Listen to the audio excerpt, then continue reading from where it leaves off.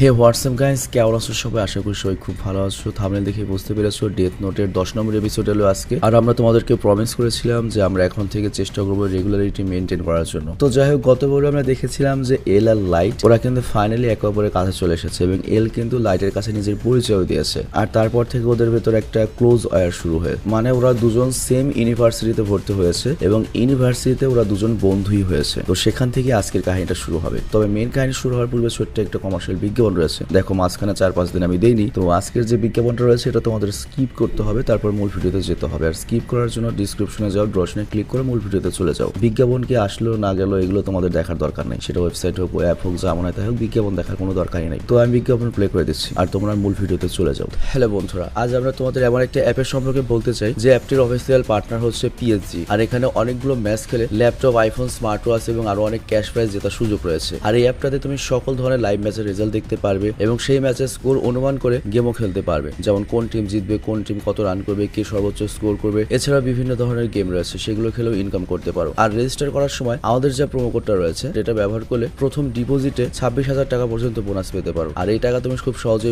বিকাশ, bank এবং অন্যান্য সহজ পদ্ধতির মাধ্যমে উঠাতে পারো। তো আর দেরি কিসের, ডিসক্রিপশনে প্রোমো কোড এবং পিন কমেন্টে প্রোমো কোড সহ সাইন আপ লিংক রয়েছে, সেটা ব্যবহার করে অ্যাকাউন্ট খুলে এবং ক্যাশ প্রাইজ যেটো। আর এখানে একটা কথা মনে রেখো, আমরা যে বিজ্ঞাপনই দিই না কেন অনলাইন থেকে টাকা আয় করা এত সহজের একটা ব্যাপার নয়। তোমরা কোনোভাবে আর্থিক ক্ষতির সম্ভাবনা রয়েছে এমন কোনো ওয়েবসাইটে যাবে না। তো বিজ্ঞাপন শেষে আমরা মূল ভিডিওতে চলে আসলাম। তো এই এপিসোডের শুরুতে আমাদের এল আর লাইটের সিন দেখানো হয়। আর যেমন আমরা জানি যে লাইট আর এল একই ইউনিভার্সিটিতে ভর্তি হয়েছে এবং তারা গত পর্বে ফ্রেন্ডও হয়ে গিয়েছে। তো এখানে ওরা এসেছে হচ্ছে টেনিস বল খেলার জন্য। তো এরপর লাইট এলকে বলে, আমি জানতাম না যে তুমি আমাদের পরিচিতি বাড়ানোর জন্য টেনিসের সাহায্য নেবে, কিন্তু তুমি কি জানো আমি টেনিসে অনেক বেশি ভালো। আর এল তখন বলে, চিন্তা করো না লাইট, আমিও ব্রিটিশ জুনিয়র চ্যাম্পিয়ন। আর লাইট তখন মনে মনে ভাবে, আমি যদি জিজ্ঞেস করবো ব্রিটিশ কিনা তাহলেও সন্দেহ করবে আমি কিরা কিনা। তবে তারপরে কোনো ব্যাপার না, আমি জিজ্ঞেস করি। লাইট তখন বলে, রিয়োগা, তুমি কি তাহলে ব্রিটেনে পড়াশোনা করেছো? এল বা রিয়োগা তখন বলে, হ্যাঁ আমি ব্রিটেনে 5 বছর থেকেছি। তবে চিন্তা করো না, এতে তুমি আমার আসল আইডেন্টিটির ব্যাপারে কিছুই জানতে পারবে না। মানে এল এখানে লাইটকে হাফ লাইট হাফ কিরে হিসেবে ট্রিট করছিল। তো যাই হোক, এরপর তারা খেলা শুরু করে। আর এল মনে মনে বলে, এটা শুধুমাত্র একটা নর্মাল ফ্রেন্ডলি ম্যাচ, তবে এই ম্যাচের মাধ্যমে আমি লাইটকে টেস্ট করার চেষ্টা করছি না যে সে কিরা কিনা। তবে আমি যতদূর জানি কিরা হারতে পছন্দ করে না। আর অন্যদিকে আমরা ডেপুটি ডিরেক্টর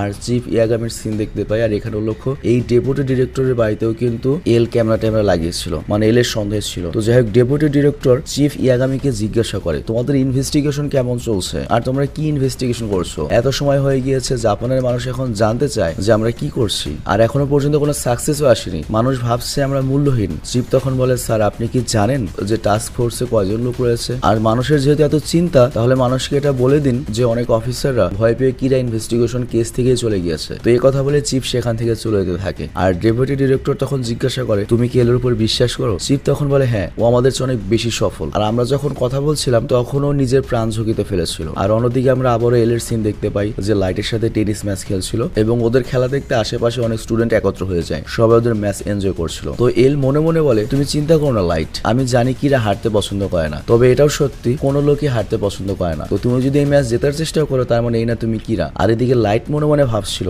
আমি যদি জেতার চেষ্টা করি তাহলেও আমার উপর সন্দেহ করবে যে আমি কিরা। আবার আমি যদি জেতার চেষ্টা নাও করি, ইচ্ছা করে হেরে যাই, তাও আমার উপর সন্দেহ করবে যে আমি কিরা। তো কিভাবে আমি প্রমাণ করবো আমি কিরা নই? না, এতে কিছু যায় আসে না, এটা জাস্ট একটা টেনিস ম্যাচ। এই ম্যাচে আমার উপর কেউ কোনো ক্লেম বা ব্লেম লাগাতে পারবে না। আর ওর নিশ্চয়ই এর মধ্যে অন্য কোনো উদ্দেশ্য থাকতে পারে। যদি টেনিসই শুধুমাত্র উদ্দেশ্য হয় তাহলে আমি অবশ্যই ম্যাচ জিতবো, সেটা যে কোনো ভাবেই। আর এদিকে এলও বুঝতে পারে যে লাইট জেতার জন্যই খেলছে। আর তখনই এখানে কোচও চলে আসে আর আশেপাশে আরো অনেক লোকজন একত্র হয়ে যায়। আর রিওক তখন বলে, চমৎকার, এখানে আম্পায়ারও চলে এসেছে, লোকজনও চলে এসেছে, দেখে মনে হচ্ছে কোনো বড় ধরনের টুর্নামেন্ট দেখছি। আর ওই মুহূর্তে একটা ছোট ছেলে ছুটে এসে বলে, আমার মনে পড়েছে লাইট ইয়াগামিকে আমি চিনেছি, ওর নাম কথা আমি শুনেছি, সে জুনিয়র হাই স্কুল চ্যাম্পিয়ন ছিল 2002 এবং 2003 সালের এবং অনেক বছর আগে থেকে সে অনেক ভালো খেলে। আর তারপর খেলার মধ্যে লাইট বুঝে যায় যে এল এগুলো ইচ্ছে করেই করছে, যাতে সে বলতে পারে যে আমরা দুজন অনেক ভালো বন্ধু বা কাছাকাছি আসতে পারে। আর অন্যদিকে এলও একই কথা বলে, আমি জানি তুমি এটাই ভাবছো যে এই গেমটা আমি এজন্যই খেলছি যাতে আমরা কাছাকাছি আসতে পারি। আর তারপর আবার লাইট বলে, এরপর তুমি আমার মুখ থেকে এমন কিছু বের করার চেষ্টা করবে যা শুধুমাত্র কিরাই জানে। আর এদিকে এল বলে, প্রথমে তোমার ভরসা জেতার জন্য আমি তোমাকে কিরা কেসের ব্যাপারে কিছু ইনফরমেশন দেবো যাতে তুমি আমাকে সহজে বিশ্বাস করো যে আমি এল। আর ওদিকে লাইট বলে, আমি যদি কিরা কেসের ব্যাপারে ইনভেস্টিগেশন ওর সাথে করতে চাই বা কিরা কেসের ব্যাপারে কথা বলতে চাই তাহলে ওকে তো আমার কাছে প্রমাণ দিতে হবে যে ওই এল। আর এদিকে এল বলে, তার মানে তুমি এটাই চাচ্ছো আমার কাছে? লাইট তখন বলে, হ্যাঁ, তৃতীয় কোনো লোকেই কনফার্মেশন দেবে যে তুমি এল। আর তখন দুজন একসাথে বলে ওঠে, আমাদের টাস্ক ফোর্সের হেডকোয়ার্টারে যেতে হবে। তো আর এরপরে লাইট বলে, কোনো মানুষ সারা জীবন শুধুমাত্র ডিফেন্স করে জিততে পারে না, জেতার জন্য আমাদেরকে অ্যাটাক করতে হবে। আর তখনই লাইট করে কি 6-4 এই খেলাটি জিতে যায়। তো এরপর ওরা দুজন যখন হারছিল, লাইট তখন ডিসাইড করে চলো আমরা কোথায় গিয়ে কিছু খেয়ে নেই। কিন্তু এল তখন বলে তার আগে আমি তোমাকে কিছু বলতে চাই। তো এল বলে লাইট ইয়াগামি, আমার সন্দেহ তুমি কিরা, এখন তুমি আমাকে যা জিজ্ঞাসা করতে চাও জিজ্ঞাসা করতে পারো। তো এখানে লাইট থেমে গিয়ে বলে কি আমি কিরা? তো এল বলে দেখো এটার হওয়ার সম্ভাবনা রয়েছে মাত্র 1%, তবে চিন্তা করো না, তোমার মধ্যে অনেক চমৎকার রিজনিং স্কিল রয়েছে, মানে এটার কারণ হওয়ার যোগ্যতা রয়েছে আর কি, মানে কিরা হওয়ার যোগ্যতা রয়েছে আর কি। তো আমি যদি একবার পুরো কনফার্ম হয়ে যাই যে তুমি কিরা নাও, তাহলে তোমাকে আমি আমার সাথে ইনভেস্টিগেশনে জয়েন করিয়ে নেব, আর এরপর থেকে তুমি আমাকে হেল্প করবে কিরাকে ধরার জন্য। তো এরপর ওরা একটা কফি শপে এসে বসে, আর আমরা জানতে পারি লাইট এখানে অনেক আগে থেকে আসতো, আর এখানে কেউ ওদের ডিস্টার্ব করতে আসবে না, কেউ কথা শুনতে আসবে না, এবং যেভাবে ইচ্ছা সেভাবে বসা যাবে। এবং লাইট বলে তুমি এখানে যে কোনো রকমের বসতে পারো, কেউ তোমাকে কিছুই বলবে না, চিন্তার কোনো কারণ নেই। আর এল তখন বলে দেখো আমি ইচ্ছে করে এভাবে বসি না, এভাবে আমাকে বসতে হয়, আমি নোটিস করে দেখেছি আমি যদি নর্মালি বসি তাহলে আমার মধ্যে রিজনিং স্কিল 40% কমে যায়। তো এখন আমি একটু এলের মতো বসে দেখি যে আমার কাজ করে আগের চেয়ে বেটার হয় নাকি। তো এরপর এল লাইটকে বলে তুমি জানো কি জিজ্ঞাসা করতে চেয়েছিলে লাইট? লাইট তখন বলে কোনো ব্যাপার না, যতক্ষণ না পর্যন্ত তুমি পুরোপুরি কনফার্ম হচ্ছ যে আমি কিরা নই, ততক্ষণ পর্যন্ত আমি ওয়েট করবো, কোনো সমস্যা নেই, আর তুমি যা বলবে আমি তাই করবো। এল তখন বলে তোমার যদি কোনো আপত্তি না থাকে আমি তোমার রিজনিং অ্যাবিলিটি টেস্ট করতে চাই, মানে ও কিরা হওয়ার কতখানি সম্ভাবনা রয়েছে সেটা চেক করবে আর কি এল। তো লাইট বলে ঠিক আছে মজা হবে। তো এখানে এল করে কি লাইটকে 3টা লেটার দেয়, আর এল বলে এই লেটার গুলো ওই ক্রিমিনালরা লিখেছিল মৃত্যুর আগে যারা কিনা কিরার কন্ট্রোলে ছিল। তো এই লেটার গুলো দেখে তোমার কি মনে হয়? লাইট এখানে একটা ফাপড়ে পড়ে যায়। লাইট মনে মনে বলে এটা তো একেবারে বাচ্চাদের খেলা, আর এগুলোর পেছনে প্রিন্ট নাম্বারও রয়েছে, কিন্তু আমি যদি সেদিকে খেয়াল না করে সরাসরি পড়ে দেই তাহলে আসবে হচ্ছে you know god of death love apples, কিন্তু এটা বললে তো আমার উপরে সন্দেহ আসবে আমি কিরা, কিন্তু এটা খুব সহজ একটা ব্যাপার, এটা যদি আমি সলভ করে দেই এটা প্রমাণ করে না যে আমি কিরা। তো এরপর লাইট বলে আমি যতদূর জানি কিরা মৃত্যুর টাইম কন্ট্রোল করতে পারে, কিন্তু সে মৃত্যুর আগে কোনো ব্যক্তিকে দিয়ে কিছু করাতেও পারে। বাহ, খুব চমৎকার ব্যাপার। তো আমার মতে এখানে একটা মেসেজ রয়েছে, আর এটা তোমাকে খেপানোর জন্য মেসেজটা দেওয়া হয়েছে। এখানে লেখা রয়েছে তুমি কি জানো শিনিগামি খাবার পছন্দ করে? এল তখন বলে ভুল, এখানে আসলে 4টা লেটার ছিল, আর এখানে লেখা রয়েছে এল তুমি কি জানো শিনিগামি যারা আপেল খেতে পছন্দ করে তাদের হাত লাল হয়। তো লাইট তখন বুঝে যায় যে এই চিঠিটা ফেক, এবং মনে মনে বলে আমি তো এসব কখনোই ক্রিমিনালকে দিয়ে লেখাইনি। কিন্তু লাইট মুখে মুখে বলে তুমি তো আমাকে 3টা ফটোগ্রাফি দিয়েছো, সেই অনুযায়ী যেটা এসেছে আমি সেটাই বলেছি। এল বলে না, তোমারটা তখনই ঠিক হতো যদি তুমি ধরতে পারতে যে এই বাক্যটা সম্পূর্ণ নয়, আরেকটা লেটার রয়েছে। তো এখানে লাইট বুঝতে পারে যে এল তার রিজনিং অ্যাবিলিটি নয়, ওর রিয়াকশন দেখতে চাইছিল যে 4র্থ লেটার দেখার পরে এল কি বলে। তো লাইট তখন বলে আমি যদি এভাবে হালকা ভাবে নেই ওকে, তাহলেও আমাকে খুব শীঘ্রই ধরে ফেলবে। আর তখন এল বলে দেখো তুমি যদি আমার জায়গায় হতে এবং কিরার কেস ইনভেস্টিগেট করতে, তাহলে তুমি কিভাবে বের করতে যে তোমার সামনের জন কিরা কি কিরা নয়? লাইট তখন বলে আমি তার মুখ থেকে এমন কিছু বের করতাম যেটা পাবলিকালি কেউ জানে না, সেটা শুধুমাত্র কিরাই জানে, যেমনটা তুমি করছো। এল বলে চমৎকার, আর আমি অনেক অফিসারকে এই প্রশ্নটা করেছিলাম কিন্তু তারা উত্তর দিতে 4 থেকে 5 মিনিট লাগিয়েছে, কিন্তু তুমি নিজেকে এমন একটা সিচুয়েশন এনেছো যেখানে মনে হচ্ছে তুমিই অফিসার আর তুমি কিরার সাথে কথা বলছো। তো তোমার রিজনিং অ্যাবিলিটি কিন্তু চমৎকার। লাইট বলে হ্যাঁ সেটা তো আছে, কিন্তু আমি যতটা চমৎকার অ্যান্সার দিব তোমার তত বেশি সন্দেহ হবে আমার উপর। এল বলে হ্যাঁ সেটা অলরেডি হয়ে গিয়েছে, 1% থেকে এখন তোমার উপর সন্দেহ 3% হয়ে গিয়েছে, তবে এর সাথে সাথে তোমার সাথে আমার আরো কাজ করতে ইচ্ছে করছে, আর তুমি যদি কিরাও হও তাহলে আমি চাইবো তুমি আমার সাথে ইনভেস্টিগেশন করো, আমাদের পাশে থাকো। জানো কেন? লাইট বলে হ্যাঁ আমি জানি, কারণ আমি যদি তোমার সাথে কোঅপারেট করি তাহলে ইনভেস্টিগেশন এগিয়ে যাবে, এবং আমি যদি সত্যিই কিরা হই তাহলে আমি নিজেই নিজেকে ধরিয়ে দেবো। তো লাইট তখন বলে দেখো যদিও আমি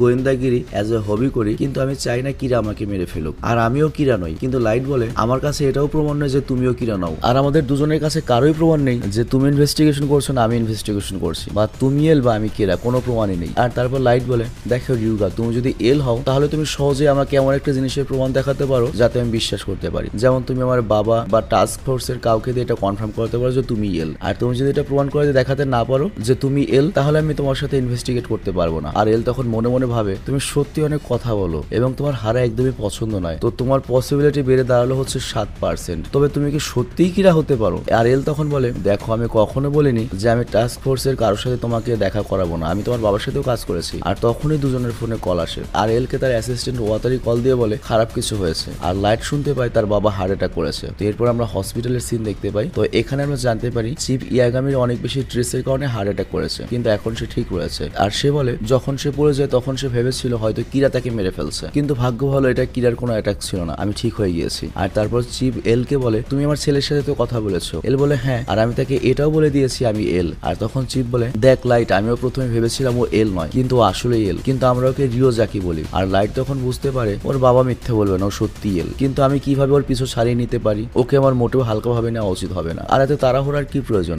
আমার কাছে এখনো ইনভেস্টিগেট করার মতো যথেষ্ট সময় রয়েছে। আর এখন আমার কেমন অভিনয় করা উচিত? আমার কি লাইট ইয়াগামের মতো থাকা উচিত নাকি কি আমি বুঝতে পারছি না। আর তখন চিপ বলে, রিওজাকি, এখন তো তুমি আমার ছেলের সাথে কথা বলে নিয়েছো, এখনো কি আমার ছেলের উপর তোমার সন্দেহ রয়েছে? এল তখন বলে, সত্যি বলতে আমি ওকে সন্দেহ করি, আর এই ব্যাপারটা অনেক ছোট। আর আমি আপনাকে আবার বলে দিই, কিরা 12 জন FBI এজেন্টকে মেরেছে যারা জাপানে এসেছিল। তাদের মধ্যে একজন ছিল রে পেনভার। তো রে পেনভার যখন মারা গিয়েছিল তখন তার আশেপাশে অনেক অদ্ভুত ঘটনা ঘটেছিল। আর লাইট তখন বলে, আচ্ছা তার মানে রে পেনভার আমার উপর ইনভেস্টিগেশন করেছিল, রাইট? আর এই জন্য আমার উপর তোমার সন্দেহ হচ্ছে, তাই না? এছাড়া আর তো কোনো কারণ নেই সন্দেহ করার। এল তখন বলে, আরেকটা সন্দেহ করার কারণ রয়েছে, সেটা হচ্ছে রিজনিং স্কিল। তুমি খুবই মেধাবী, তুমি অনেক দ্রুত উত্তর দিতে পারো। লাইট তখন বলে, দেখো আমি তোমার ইনভেস্টিগেশনে সহায়তা করবো, কোনো সমস্যা নেই, কারণ তুমি যেহেতু কনফার্ম করেই দিয়েছো তুমি এল, তাহলে আমি অবশ্যই তোমাকে কিরাকে ধরতে সহায়তা করবো এবং এর সাথে আমিও প্রমাণ করে দেখাবো যে আমি কিরা নই। কিন্তু চিপ তখন মানা করে দেয়, তোমার এটা তো সিরিয়াসলি নেওয়ার দরকার নেই, তুমি পড়াশোনায় মনোযোগ দাও, আর কিছুদিন পর তুমি এমনিতেই এনপিএ তে জয়েন করবে, মানে পুলিশে, তখন তুমি ইনভেস্টিগেট করো। কিন্তু লাইট তখন মানা করে দেয়, বলে না বাবা, অনেক সময় চলে যাবে তাতে। আর তোমার কি মনে আছে আমি তোমাকে প্রমিস করেছিলাম তোমার যদি কিছু হয় আমি কিরাকে ধরবেই ধরবো। আর তখন চিপ মনে মনে বলতে থাকে, আমার ছেলে কিরা হতে পারে এটা আমার কোনো ভাবেই বিশ্বাস হয় না। আর তখন এল মনে মনে বলে,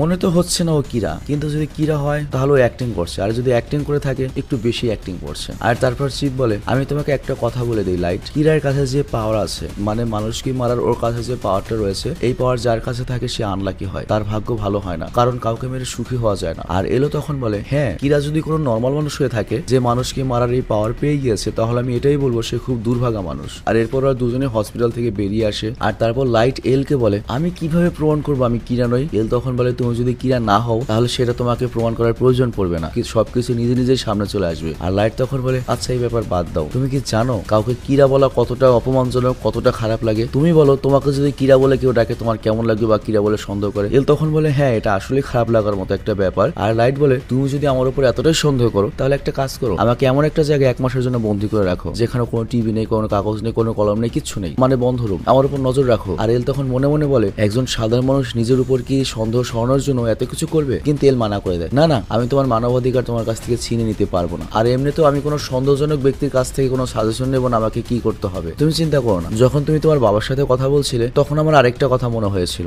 যে তুমি কিরা হতে পারো না, যাই হোক তুমি বাবার খেয়াল রেখো। আর লাইট তখন বলে, ঠিক আছে, যতদিন না বাবা ঠিক হয়ে যাচ্ছে ততদিন আমি তোমাকে ইনভেস্টিগেশনে সহায়তা করবো না। আর তারপর লাইট মনে মনে বলে, হিডেকে রিয়োগা এই সেই এল যার সাথে আমি লড়াই করছিলাম, কিন্তু ওর আসল নাম কি? আর এদিকে এল মনে মনে বলে, লাইট ইয়াগামি তুমি কি সত্যিই কিরা? আর এদিকে লাইট রিয়োগকে বলে, রিয়োগ, যখন থেকে আমি ডেথ নোট নিয়েছি তখন থেকে এ পর্যন্ত আমার কখনোই মনে হয়নি যে আমি দুর্ভাগা, কিন্তু আমি আজকের আগে কখনোই এমন খুশি ছিলাম না, আর দেখো আমি একটা চমৎকার দুনিয়া বানাবো। রিয়োগ তখন বলে, আমি জানি না ডেথ নোট পাওয়ার পরে তুমি আনন্দ ফিল করো নাকি আনলাকি ফিল করো, কিন্তু একটা কথা বলে দিই, যাদের সাথে একজন শিনিগামী অ্যাটাচ থাকে তাদের ভাগ্য সবসময় খারাপই হয়, তো তোমার ভাগ্য খারাপ হবেই। তো লাইট এই কথা শুনে বলে, চিন্তা করো না, এই ব্যাপারটা আমি বদলে দেখাবো, আমার ভাগ্য ভালোই হবে। আর অন্যদিকে আমরা একটা টিভি নিউজ স্টেশনের মিটিং সিন দেখতে পাই, যেখানে ওই টিভি চ্যানেল তাদের টিআরপি বাড়ানোর ব্যাপারে কথা বলছিল। আর তারা বলছিল কিভাবে আমরা কিরাকে ব্যবহার করে বা কিরার নাম ইউজ করে আমরা টিভি শো টিআরপি বাড়াতে পারি এবং রেটিংসও বাড়াবো। আর আমাদের এমন একটা স্টোরি বলতে হবে যেটা বাকি সব নিউজ টেলিভিশনের কাছে নেই। আর তখন এক সাংবাদিক বলে, পুলিশ আমাদের কোনো ইনফরমেশনই দিচ্ছে না কিরা কেসের ব্যাপারে, তো আমরা ইনফরমেশন কই থেকে আনবো? আর তখন ওই টিভি চ্যানেলের অফিসার বলে, আমি জানি না, যদি স্টোরি না পাও নিজের স্টোরি বানাও, নিজেরা কাহিনী করো। কিন্তু তখনই তার অ্যাসিস্ট্যান্ট আসে আর বলে, স্যার একটা স্পেশাল পার্সেল এসেছে। তো যাই হোক, ওখানে একটা চিঠির খাম ছিল আর 4টা টেপ ছিল, ভিডিও টেপ। তো তখন অফিসার খুব খুশি হয়ে যায় এবং বলে, চমৎকার, এরকম একটা স্টোরির কথাই তো আমি বলছিলাম। আসলে ওই লেটারে লেখা ছিল একটা মেসেজ যা কিনা কিরা পুরো দুনিয়াকে দেখাতে চায়, দিতে চায়। আর তোমার চ্যানেলে এটা যদি তুমি ব্রডকাস্ট না করো তাহলে তোমাদের চ্যানেলের সবাইকে মেরে ফেলবো এবং শুরু করবো হচ্ছে তোমাদের কোম্পানির প্রেসিডেন্ট থেকে। আর অফিসার তখন বলে, আমরা টিভি চ্যানেল, আমরা তিলকে তাল বানিয়ে দেখাই, এটা কেন দেখাবো না? অবশ্যই দেখাবো, এটা তো অনেক বড় চমৎকার একটা ব্যাপার হবে। আর এটা যদি সত্যি হয়ে থাকে আমরা টিআরপির দেয়াল ভেঙে উপরে উঠে যাব। আর আমার তো এখনই হৃৎপিণ্ড ধকধক করছে, মনে হচ্ছে আমি হার্ট অ্যাটাক করবো। আর এখানেই ডেথ নোটের 10 নম্বর এপিসোড শেষ হয়ে যায়। তো যাই হোক, ভালো থেকো, সুস্থ থেকো। আর এখানে একটা কথা বলি, আমি এলের মতো বসেছিলাম চেয়ারে 2 পায়ে উপরে দিয়ে, কিন্তু আমি 2 পায়ে উপরে দিয়ে বসার চেয়ে ডান পাটা নিচে নামিয়ে বাম পাটা এলের মতো বসিয়ে মানে ভাঁজ করে দিয়েই বেশি মজা পেলাম। আর এলের মতো বসলে যেটা হবে, তোমার পায়ে ঝিঝি ধরে যাবে, মানে রক্ত চলাচল বন্ধ হয়ে যাবে, একটা সমস্যা। আর বিদায় নেওয়ার আগে তোমাদের জন্য একটা অ্যানাউন্সমেন্ট, অলরেডি জাপানে যে কিন্তু জুজুৎসু কাইজেন অনেক দূর এগিয়ে গিয়েছে। অলরেডি জুজুৎসু কাইজেনের 22 পর্ব রিলিজ হয়েছে, যেখানে অরিজিনাল এনিমি সিরিজ হয়তো 13 পর্যন্ত এসেছে আর কি। তো বুঝতেই পারছো আমরা প্রায় 10 পর্ব আগে চলে গিয়েছি। তো তোমরা যারা জুজুৎসু কাইজেনের ফ্যান রয়েছে, যারা জানতে চাও জুজুৎসু কাইজেনের গল্প, তারা সেখানে যেতে পারো। তো জুজুৎসু কাইজেনের নোটের ভিডিও লিংক দিয়ে দিয়েছি আমি ডিসক্রিপশনে, এবং এর সাথে এন্ড স্ক্রিনেও কিন্তু 19, 20 এবং 21, 22 এপিসোড দেখতে পাচ্ছ। তো এখান থেকে ক্লিক করে তুমি সরাসরি যেতে পারো। তো বিদায় নিচ্ছি, ভালো থেকো, টেক কেয়ার, আল্লাহ হাফেজ।